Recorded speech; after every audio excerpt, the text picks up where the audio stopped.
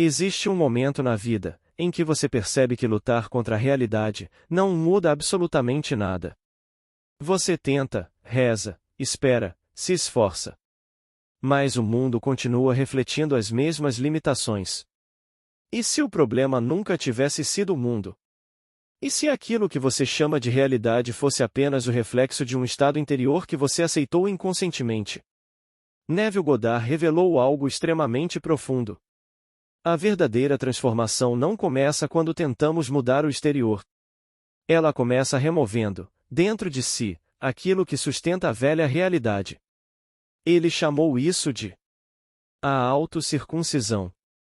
Uma linguagem antiga, mística, quase incompreendida, mas que esconde uma das maiores chaves espirituais da Bíblia. Nesta palestra rara de 1965, Neville Goddard revela que o coração humano vive coberto por um véu. São os medos, as memórias, as aparências, as limitações. E tudo aquilo que os sentidos insistem em chamar de verdade. Mas existe algo maior escondido por trás desse véu. O poder criador. O Eu Sou. E hoje você vai entender por que Neville dizia que imaginar não é fantasiar. É criar. Porque aquilo que você contempla em silêncio, aquilo que você sente como verdadeiro antes de dormir, começa lentamente a reorganizar toda a sua realidade. Talvez este vídeo não apareça por acaso para você. Talvez exista uma razão para você estar ouvindo isso agora. Esta noite, falaremos sobre a lei. Dizem-nos que a salvação vem dos judeus, e você se pergunta por quê? Porque nós, humanos, pensamos, neste nível, em uma certa raça de pessoas, uma minoria muito pequena, e a salvação vem dessa minoria. Mas não é assim, não na Bíblia. Então, vamos analisar outros aspectos da palavra para ver o que significa esta afirmação, e a salvação vem dos judeus. Agora, vamos considerar a salvação neste nível.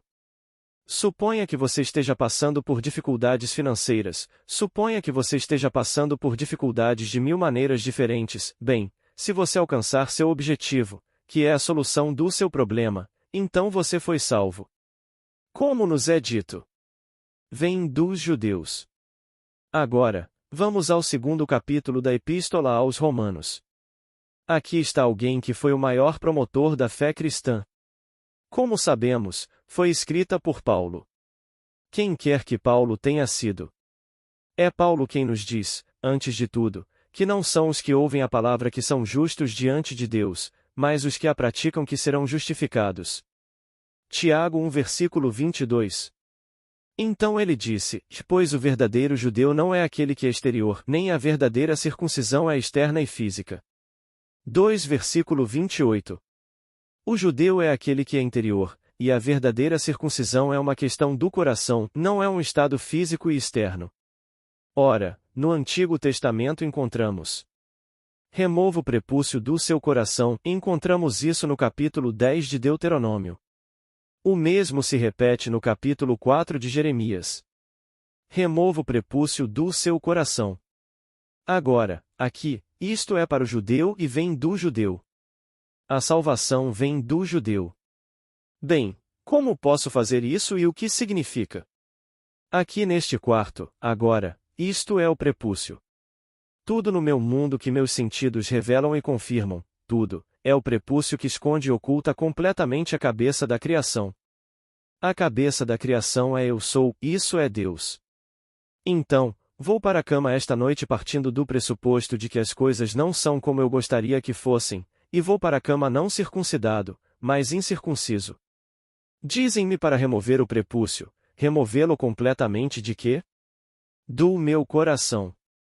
Bem, meu coração é o centro o próprio centro, o núcleo do meu ser. Então, o que eu aceito como verdade, a evidência dos meus sentidos, quando adormeço? Bem, então, estou dormindo como alguém incircunciso. Dizem-me para me circuncidar perante Deus e remover o prepúcio do meu coração, que o verdadeiro judeu não é aquele nascido segundo a carne, da semente de Abraão, mas sim aquele nascido segundo a fé de Abraão. Então, será que realmente acredito nesta noite que todos os sonhos do meu mundo são alcançáveis, mas todos eles se eu dormisse sem véu, por assim dizer, completamente circuncidado, removendo o prepúcio do meu coração? Tiago lança muita luz sobre isso no segundo capítulo da Epístola de Tiago, onde diz: Sejam praticantes da palavra e não apenas ouvintes. Pois, se vocês são ouvintes e não praticantes, são como um homem que olha para um espelho e vê seu rosto natural, depois, virando-se, esquece imediatamente como era. Mas, se vocês são praticantes e não ouvintes esquecidos, então contemplarão a lei perfeita, a lei da liberdade, e perseverarão nela, tal pessoa será bem-aventurada em sua prática. Eu contemplo a lei perfeita. Que lei perfeita? Qual é o espelho no qual posso me contemplar esta noite? Então, vou para a cama e visualizo mentalmente um mundo como eu veria se fosse o homem que gostaria de ser. Agora, não devo me esquecer disso. Não devo me olhar no espelho, ver esse estado maravilhoso e depois desviar o olhar e me tornar um ouvinte esquecido. Devo contemplá-lo e perseverar.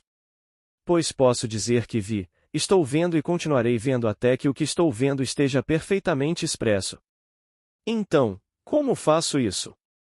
Muito simplesmente, é uma afirmação muito simples. A senhora não está aqui esta noite, ela só vem às terças-feiras. Bem, aqui está uma senhora perto dos 80 anos, com dinheiro suficiente apenas para viver modestamente, mas certamente sem recursos extras para as coisas normais da vida, o que eu chamaria de normal. Se fosse necessário, o normal seria consertá-lo. Se fosse preciso pintar algo, pintar seria o normal. Bem, ela não tinha condições de fazer essas coisas. Mas ela ouviu o que vocês vão ouvir esta noite, que a imaginação cria a realidade, que a imaginação é uma sensação espiritual. Ela ouviu isso e disse: Eu explicaria assim, posso sentir o cheiro de tinta mesmo sem haver tinta? Sim, posso sentir o cheiro de tinta se quiser. Posso sentir a tinta molhada? Sim, posso sentir se quiser. Posso ver a mudança de cor com o interior e o exterior da minha casa pintados do jeito que eu quero? Sim, posso ver. Então, posso usar todos os meus sentidos para isso. Posso até sentir o gosto, se quiser. Assim, dormindo em sua casa que precisava de reparos e pintura, ela acreditou no que ouviu e, tendo acreditado, acreditou a ponto de agir, não apenas acreditar. Ah, eu acredito no que ele disse. Portanto, não sejam apenas ouvintes da palavra, mas praticantes da palavra. Se vocês a praticarem, serão abençoados em seus atos. Então, ela adormeceu sentindo o cheiro de tinta. Bem, se ela estava sentindo o cheiro de tinta, era porque sua casa havia sido pintada. Então, ela finalmente adormeceu, ela conseguia sentir o cheiro da tinta e então recebeu o que merecia após sua persistência. Pois ela persistiu por cerca de 3 semanas, só isso. Noite após noite, ela adormecia em uma casa pintada. Então, chegou uma carta da Lloyds da Inglaterra. Vocês leram a história. Aqui, ela recebeu um aviso de que era herdeira de vários milhares de dólares, algo em torno de 8 ou 9 mil dólares, não me lembro do valor exato, de alguém que ela nunca tinha visto. Nunca visto. Essa senhora havia lhe escrito alguns anos antes, algo como 12 ou 14 anos antes, pedindo-lhe que investigasse a natureza da morte de seu irmão, que havia falecido neste país. Ela investigou e então escreveu suas descobertas, e foi isso. A correspondência terminou naquele ano. 3 cartas atravessaram o oceano, e então a senhora faleceu e deixou em testamento para esta senhora uma quantia que ela nunca tinha visto. Então, ela reformou e pintou a casa, e ainda lhe sobraram vários milhares de dólares. Ela preenchia todos os requisitos de uma verdadeira judia. Tenho certeza de que, se estivesse aqui esta noite, protestaria contra minha afirmação. Ela me diria: Eu sou cristã. Bem, eu lhe diria, o cristianismo é apenas o cumprimento do judaísmo, nada mais. Só existe judaísmo neste mundo maravilhoso. Ou você é o verdadeiro judeu ou não é. Se você for o verdadeiro judeu, viverá dessa maneira, e se você for o verdadeiro judeu, saberá o que o cristianismo realmente é. E o cristianismo se revelará dentro de você, e tudo o que foi dito sobre Cristo Jesus nos evangelhos você experimentará, absolutamente tudo. Mas, neste nível, a salvação vem do judeu, então ou você é o judeu perfeito ou não é. E aquele que disse: Eu sou judeu, sou da descendência de Abraão, da tribo de Benjamim, e aqui está alguém que perseguiu Paulo, mas ele descobriu a história do judaísmo. Ele descobriu a verdadeira história por trás de todo o quadro. O alicerce fundamental é o judaísmo, essa é a essência de tudo. Sem isso, não há cristianismo. Como poderia haver algum cristão neste mundo sem o judaísmo? Mas as pessoas entendem mal o que é o judaísmo. Não é algo externo, não se trata de ir à sinagoga e realizar qualquer ato externo. O homem deve realizar a circuncisão em si mesmo. Bem, um menino de 8 dias de idade pode ser circuncidado por outra pessoa, esse é um ato externo. Não estou negando que, de alguma forma biológica, possa ser um ato muito limpo.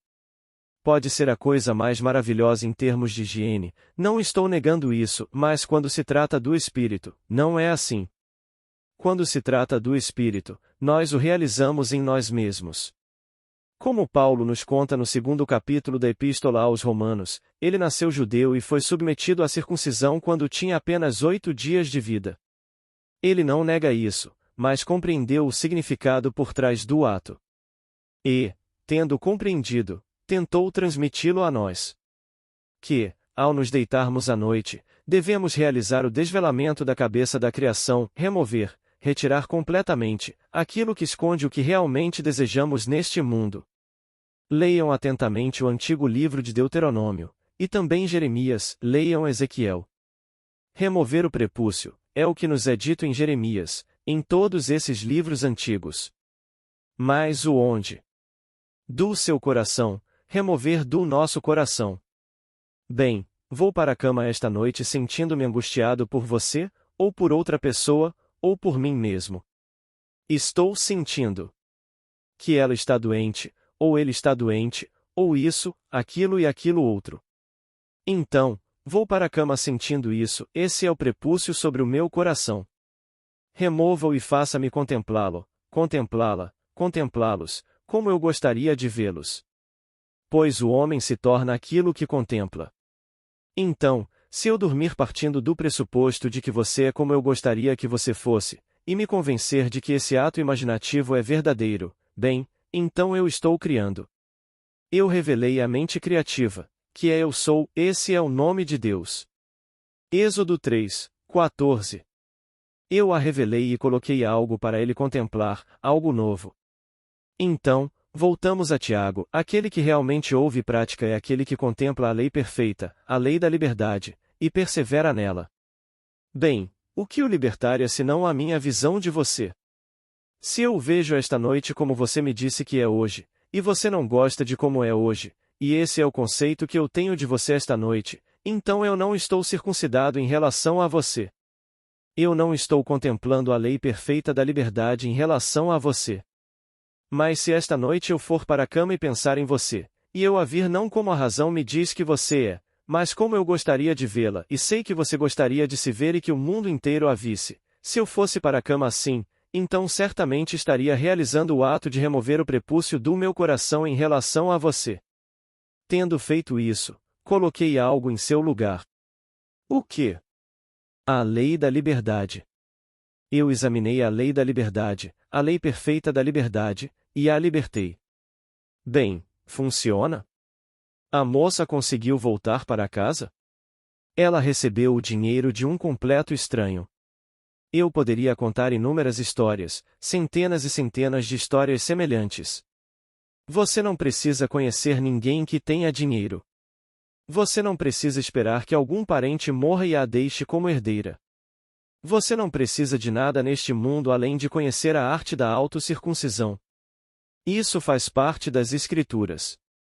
Aqui está uma pequena história simples e como ela foi mal interpretada ao longo dos séculos.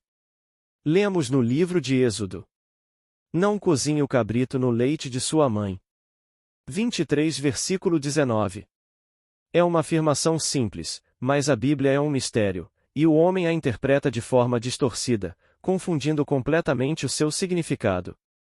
Em 1965, em qualquer lar ou restaurante ortodoxo da fé hebraica, não se podia esperar que um produto lácteo fosse servido com carne. Simplesmente não se fazia isso. Uma jovem noiva recebia como presente 2 conjuntos de pratos, um para carne e outro para laticínios. Em um restaurante kosher, você não pediria manteiga se pedisse, digamos, um sanduíche de carne. Se pedisse outro tipo de sanduíche, sim, eles colocariam manteiga para você. Eles têm manteiga, mas não colocariam manteiga em um sanduíche de carne, nem serviriam manteiga ou qualquer outro produto lácteo quando você pedisse carne. Voltando à declaração: não cozinhe o cabrito no leite de sua mãe, isso não tem nada a ver com leis alimentares. Tem a ver com o que Paulo, o grande judeu, está falando. Esta noite, decido sacrificar a minha concepção de você, aquela que não é o que eu quero de você neste mundo. Esse é o cabrito, é a minha concepção. Portanto, eu sou a mãe dessa concepção. Quer você me tenha dito isso ou não, a minha aceitação da sua concepção de si mesmo simplesmente dá à luz a ela, é o meu cabrito. Mas eu não gosto dessa concepção de você. Eu gostaria que você fosse. E eu menciono a coisa mais gloriosa a seu respeito. Portanto, vou sacrificar a minha concepção de você, esse é o cabrito. Agora, não devo voltar atrás e dar atenção àquilo de que me divorciei. Não devo cozinhar o cabrito no leite de sua mãe. Então, se esta noite eu pensar em você como não gostaria de vê-lo, estou cozinhando você no leite de sua mãe, pois minha atenção é o leite que mantém vivo esse estado que eu gostaria de sacrificar. Então, desvio minha atenção do conceito que eu tinha de você. Devo me dedicar 100% ao conceito que eu gostaria de ter de você. E se minha premissa for verdadeira, como ensinam as Escrituras, que imaginar cria a realidade? Você pode me perguntar: onde isso aparece nas Escrituras? Eu direi ao capítulo 11, versículo 24 do Evangelho de Marcos. Essas não são as palavras exatas, mas me diga se não significa exatamente isso. Essas são as palavras colocadas na boca do Deus desperto no homem, pois quando Deus desperta, onde ele despertaria senão no homem? Ele está no homem, ele está sepultado no homem. Então, aquele em quem ele despertou descobriu isso e nos revelou, e estas são as palavras. Tudo o que vocês pedirem em oração, creiam que já o receberam, e assim será. Bem, isso não resume, em essência, que imaginar cria a realidade? Se sou chamado a crer que recebi o que desejo, não devo imaginar que já o tenho? Será que eu imagino que você é o que eu quero que você seja? E se essa afirmação me diz que, se eu fizer isso, conseguirei, então imaginar não cria a realidade? Bem, não é isso que as Escrituras dizem? É isso que as Escrituras me dizem. É assim que eu interpreto as Escrituras. Então eu digo a todos: e experimentem. Não custa nada. Tudo o que vocês podem fazer é simplesmente experimentar. Se funcionar na prática, importa mesmo o que o mundo pensa? Se esta mesma noite esta sala se enchesse com as pessoas mais eruditas do mundo e elas questionassem meu direito de dizer isso, e vocês se levantassem e lhes contassem casos práticos sobre a aplicação da lei, importaria mesmo quão sábias elas pareçam ser aos olhos do mundo? Aqui, no final desta declaração de Paulo, no capítulo 2 de Romanos, ele faz um jogo de palavras. Ele nos diz quem é o verdadeiro judeu, é aquele que vive interiormente, não exteriormente. Não aquele que é visto ao pôr do sol na sinagoga. Não aquele que vai dia após dia ao funeral de seu pai para provar que está cumprindo alguma lei. Nada externo, mas aquele que vive interiormente, circuncidando a si mesmo, e ele não circuncida exteriormente, ele circuncida o coração, seus sentimentos.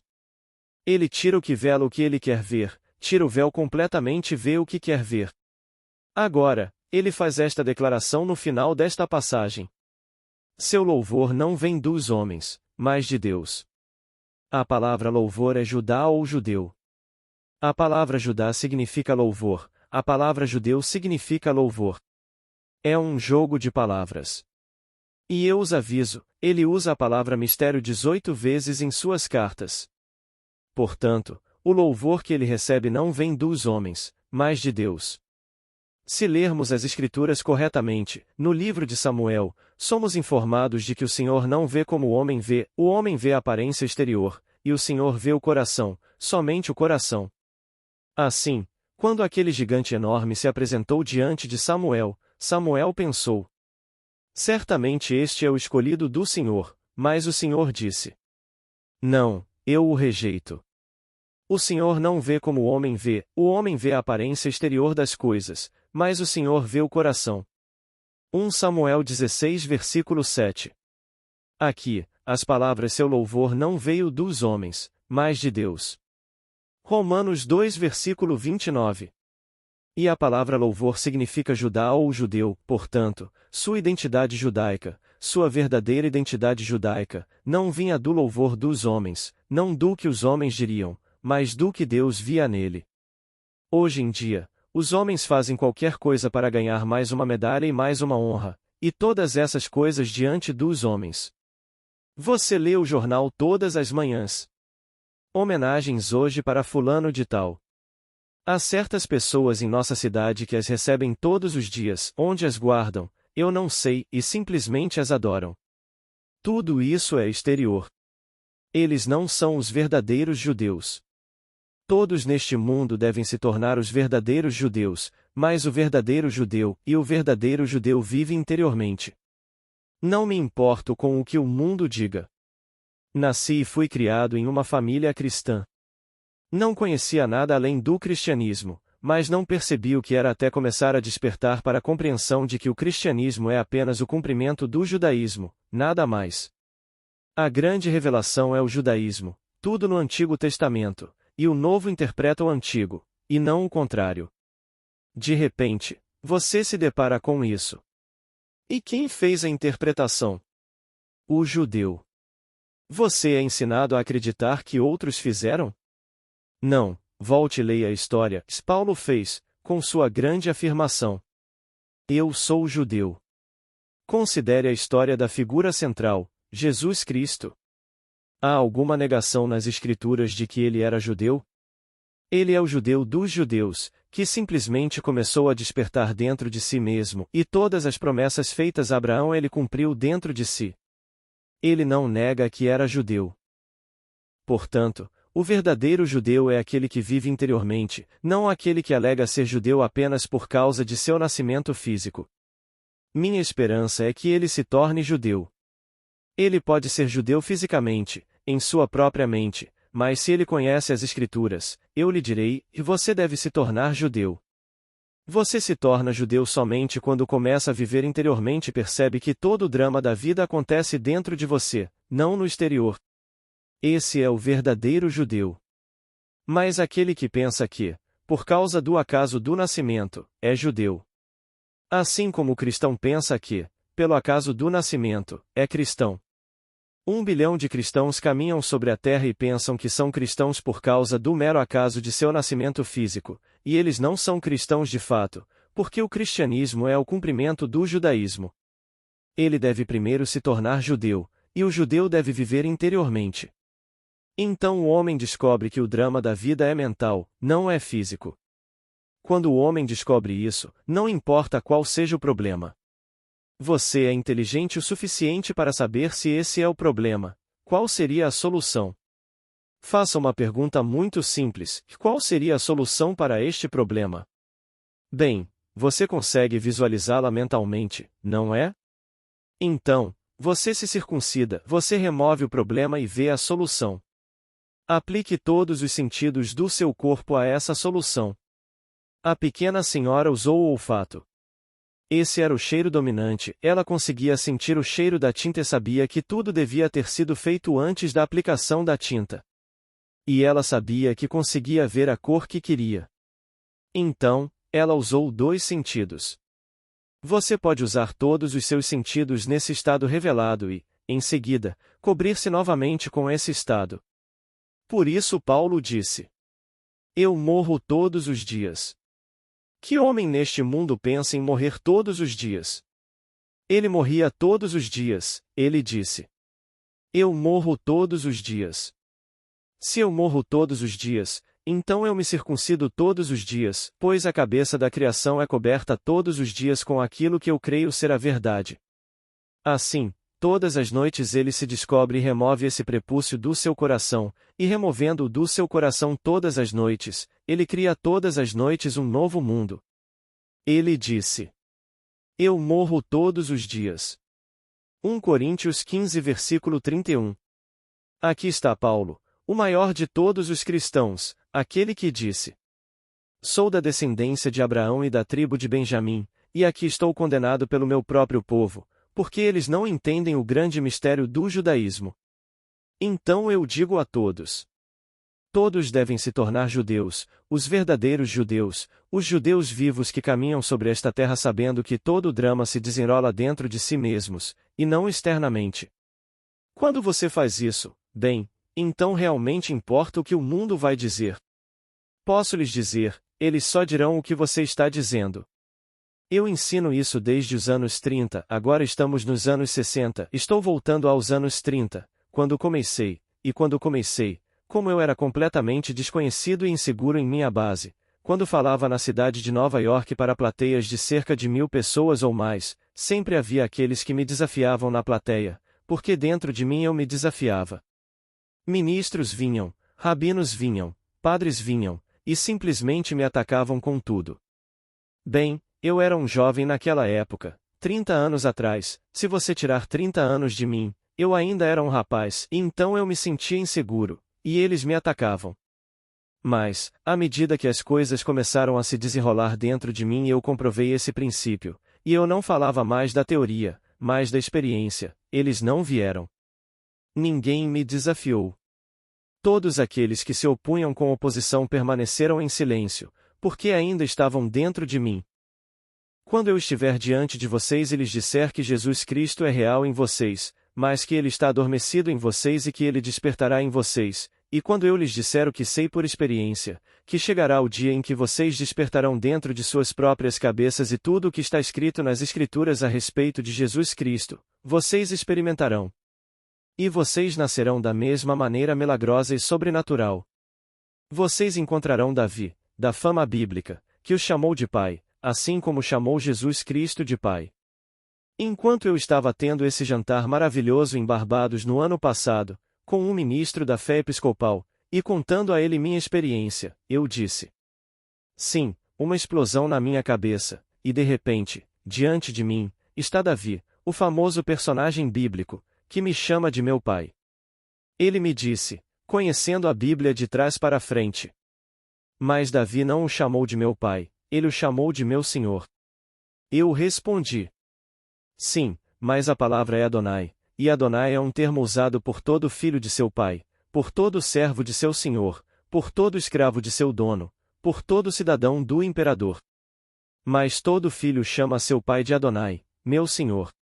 Então, como ele disse: se Davi, em espírito, o chama de meu senhor, como posso ser filho de Davi? Mateus 22 versículo 42. É isso que ele está insinuando. Então vocês saberão quem realmente são, pois Davi é o filho de Deus. No Salmo 2, tu és meu filho, eu hoje te gerei. Versículo 7. Aqui está o seu filho unigênito, Davi. E o mundo inteiro pensa que é outro, mas não é outro, é Davi. O Davi de quem vocês leem no Antigo Testamento, esse é o Davi, estabelecido na eternidade para que todos alcancem aquele momento na árvore da vida que se desdobra, quando Davi aparecerá e testemunhará quem vocês são. Porque vocês são essa árvore e essa árvore é o próprio Deus. Somente Davi pode revelar a vocês quem vocês são, e Davi os chama de meu pai. Portanto, quando Davi os chama de meu pai, vocês sabem quem são. É preciso o filho para revelar o pai.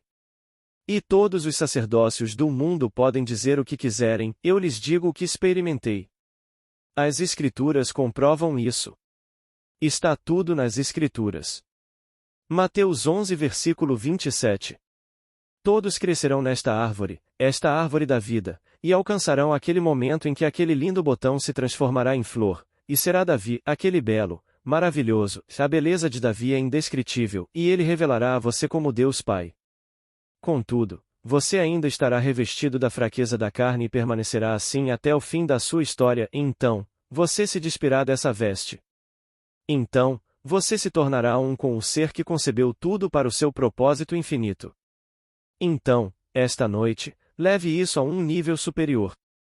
Leve isso a um nível superior e, quando se deitar esta noite, pratique. Se não tiver sucesso amanhã, pratique mesmo assim.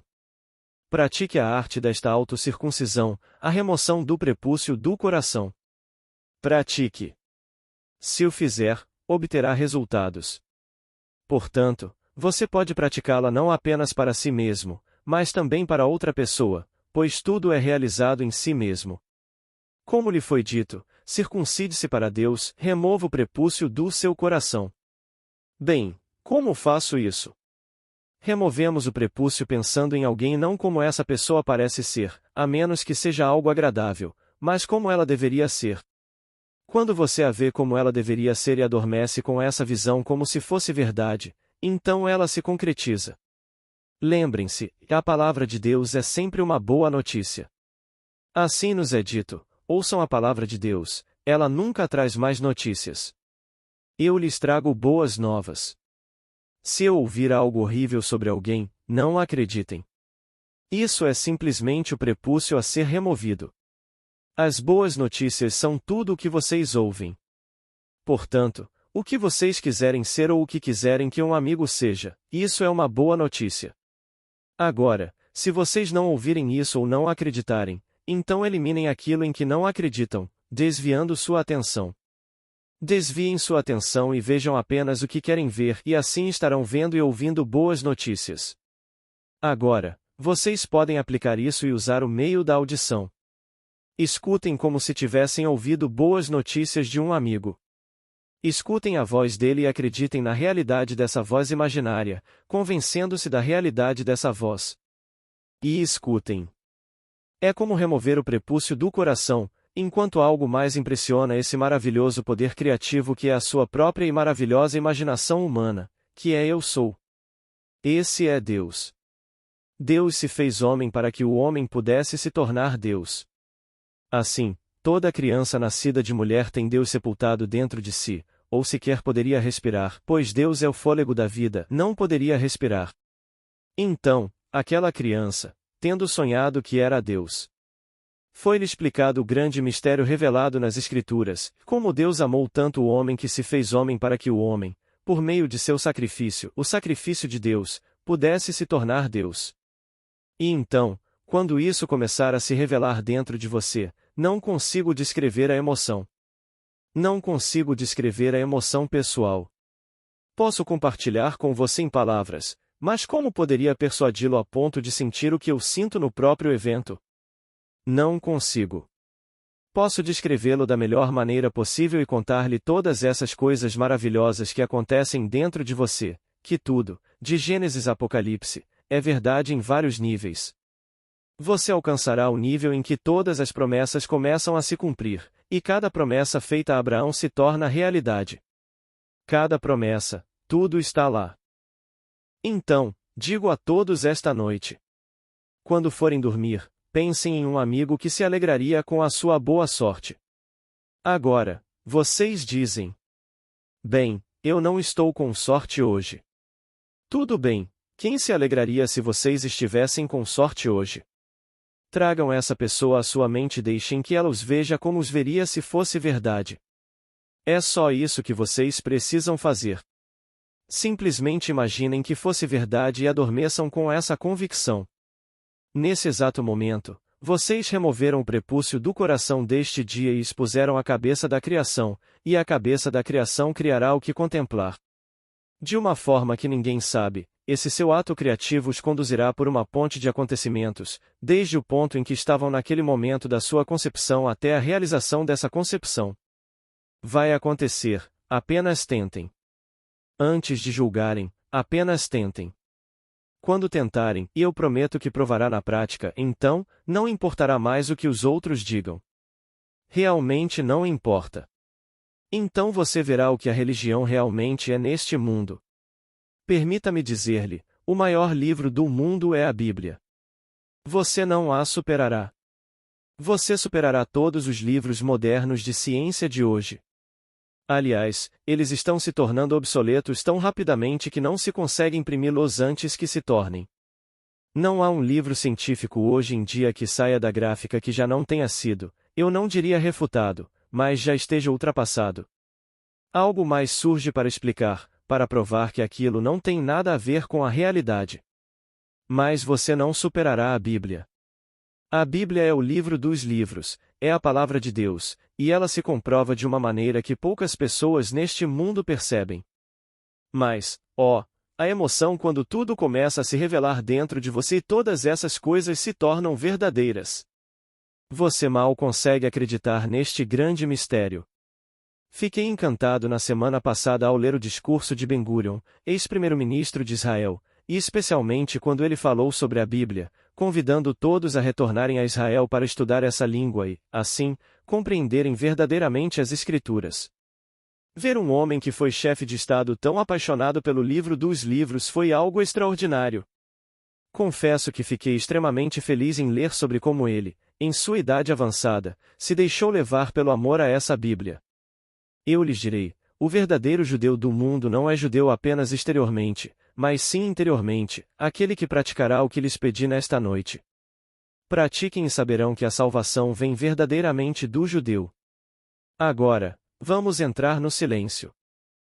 Pergunta inaudível. Resposta. A questão é, qual o significado de coração? Coração é o núcleo. O próprio centro do ser é o sentimento, esse é o âmago do ser. E então, revelar esse estado. Não se trata do órgão físico, assim como o mundo não associa a circuncisão ao órgão físico. Esses são apenas símbolos, não representam a verdadeira realidade. Portanto, eu não corto meu coração físico, assim como não cortaria o órgão físico que parece ser a causa da criação. Sabemos que não é a causa, é o instrumento, mas não a causa da criação. Mas aqui, falamos do coração, do núcleo, do centro dos sentimentos. Bem, na verdade, em hebraico, coração e mente são a mesma coisa, sabe? São quase usados como sinônimos na tradução, então, a profundidade da minha mente, o próprio âmago da minha mente, aquilo em que realmente acredito a respeito de qualquer coisa neste mundo. E ocultar aquilo em que realmente acredito. Mas aquilo em que realmente acredito, eu vivo. Então, esse é o coração. Pergunta. O que o pastor disse quando você lhe contou isso? Resposta. O que o pastor disse quando lhe contei isso? Bem, antes de mais nada, ele era um cavalheiro, e se ele se convenceu ou não, eu não sei. Ele era um sujeito absolutamente maravilhoso, um pastor muito proeminente na igreja episcopal. E jantamos juntos no hotel, com meu filho Leury, ele e sua esposa, ela era inglesa, de raça caucasiana. E então havia outro pastor, ele era de outra fé, e este outro casal, ela era negra e ele era branco, o outro era negro e ela era branca, e então minha esposa, e meu filho e sua esposa. Então jantamos no hotel do meu filho Leury.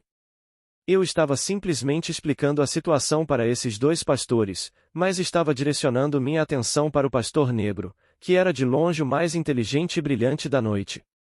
O pastor branco, bem, ele estava apenas fazendo um pequeno favor, pelo que me consta.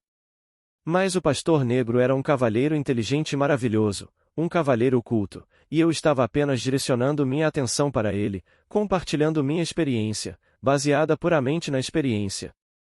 Eu disse. Ele me chamou de meu pai e não havia dúvidas quanto ao nosso relacionamento. Então, fomos juntos para casa, eram mais 24 quilômetros, e quando saí do carro e o agradeci por me levar ao meu hotel, eu disse. Sabe, cada palavra que eu lhe disse esta noite é verdade. Ele me disse. Eu acredito. Mas, saímos de Barbados antes de nos encontrarmos novamente, então não sei. Mas ele era um cavalheiro tão culto. Não sei se ele acreditou ou não. Então, essa foi a minha experiência naquele jantar. Foi um jantar absolutamente maravilhoso. Pergunta: se você está demonstrando algo, como sabe que o que está demonstrando é o melhor para você, mesmo que você? Resposta: como você sabe que o que está demonstrando é o melhor para você? Bem, minha querida, eu realmente não me importo se é o melhor ou não. Se eu quero algo hoje, ao comprar amanhã, descubro que não quero, então dou de presente. Já fiz isso com um terno, com um chapéu, com um par de sapatos. Pensei que precisava tê-los, então comprei, e depois me perguntei o que me deu quando achei que os queria. Doei. Então, é a alegria de recebê-los, posso lhe dizer, a mesma alegria de dá-los. Aqueles que os receberam de mim pensaram: oh, não é maravilhoso? Ficaram encantados em receber um terno que eu só havia usado uma vez. E, no entanto, quando me vi naquele espelho vestindo aquele terno, escolhi o tecido e não era algo que vinha em enormes rolos. Fui ao meu alfaiate, ele é meu alfaiate há quase 30 anos, e Louie trouxe esse terno e disse: Neville, acho que é exatamente o que você precisa. Ele conhece exatamente o meu gosto e me convenceu.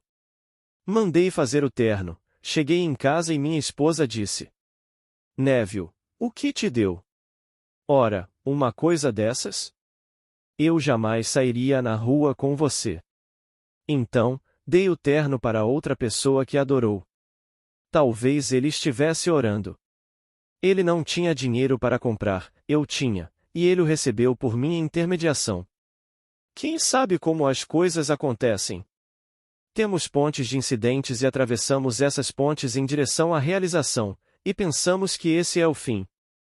Nós fomos apenas os intermediários, ele foi o fim, ele estava orando. Então, aquele que orou por um terno. Ele orou por ele e eu fui o meio pelo qual ele o recebeu. Já vi isso acontecer várias vezes. Portanto, não se preocupe. Se você comprar um chapéu que não seria usado nem em uma briga de cães, alguém vai adorar e usar em um casamento, simplesmente vai adorar. Então, isso faz parte de todo o grande e maravilhoso plano. Então, compre. E quem quer ficar no mesmo lugar para sempre? Quem quer usar o mesmo terno para sempre? Quem quer alguma coisa para sempre? São todas roupas que você veste e tira. Quando alguém diz: agora sim.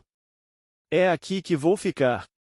E de repente um prédio de 30 andares surge bem ao seu lado e você não consegue ver nada, você está vivendo em uma masmorra. Há 4 anos, nos mudamos para onde estamos agora, estamos aqui há 4 anos e meio, não havia um prédio alto na região. Venha ver onde eu moro agora. Há prédios de 30 andares, prédios de 16 andares, todos os tipos de prédios, e cada vez mais fica mais e mais escuro. Então, quem quer ficar lá para sempre? Daqui a pouco vão mudar o zoneamento da área onde moramos e realmente precisamos fazer isso. Expulsaram as casas, mudaram o zoneamento e aí você vai ficar sozinho num lugarzinho minúsculo, cercado só por prédios comerciais. Portanto, não se apegue a nada aqui. Você está ligado a um único ser, e esse ser é Deus, e ele o conduzirá de um lugar para outro, até que finalmente você desperte e se torne ele. De qualquer forma, tudo será seu. Depois que você despertar. Pergunta: quando sabemos quando estamos julgando e quando estamos comparando? Resposta: quando estamos julgando e quando estamos comparando. Bem, se entendi a pergunta, senhor, poderia me dar um exemplo? Pergunta: a frase não julgueis para que não sejais julgados, mas às vezes comparamos em vez de julgar. Como sabemos quando estamos comparando e não julgando? Resposta: bem, é uma ótima pergunta. Você ouviu, não é? Não julgueis para que não sejais julgados? Bem, em primeiro lugar, somos ensinados que qualquer julgamento que proferimos é porque está dentro de nós. Agora, eu não julgaria alguém se essa pessoa viesse até mim e dissesse: bem, eu fiz isso e aquilo, ou foi isso que eu fiz. Eu não diria a ela que, por ter sido negligente no passado, precisa se corrigir hoje. Eu diria a qualquer pessoa: o que você quer? Fui ensinado a perdoar a todos. Não importa o que ele tenha feito, me perdoe. Bem, eu não posso perdoá-lo apenas dizendo que o fiz. Certo, isso não é perdão na minha concepção. Se eu realmente soubesse perdoar, eu diria: então você fez isso e aquilo, o que você gostaria em vez do que fez? Qual é o seu desejo? Se eu pudesse me convencer da realidade do desejo dele, em vez do que parece ser o fato, eu o colocaria no lugar, e então não o julgaria. Porque eu vejo isso como estados, um número infinito de estados. Que você e eu estamos em um estado esta noite. Toda criança neste mundo está em um estado. Agora, o homem que eu julgaria está em um bom estado e aquele que eu julgaria está em um estado ruim. Eu não deveria condenar aquele no estado ruim, é o estado. Eu deveria sair para criar um estado para libertar aquele daquele estado ruim, não para julgá-lo porque ele está apenas em um estado. Então, se eu colocasse todos neste mundo em um estado, eu perguntaria a qualquer um: o que você gostaria? Quando ele nomeia algo, está me dizendo que não quer permanecer naquele estado, então sou incumbido de criar um estado para libertá-lo daquilo. Assim, quando o trago de volta, ele nunca esteve realmente naquele estado, ele estava apenas em um estado. Eu o coloco em outro estado. Então, se eu considerar o vasto mundo como simplesmente estados nos quais você e eu, seres vivos, caímos consciente ou inconscientemente, então posso seguir em frente e libertar as pessoas criando estados para libertá-las, portanto, não estou julgando as pessoas.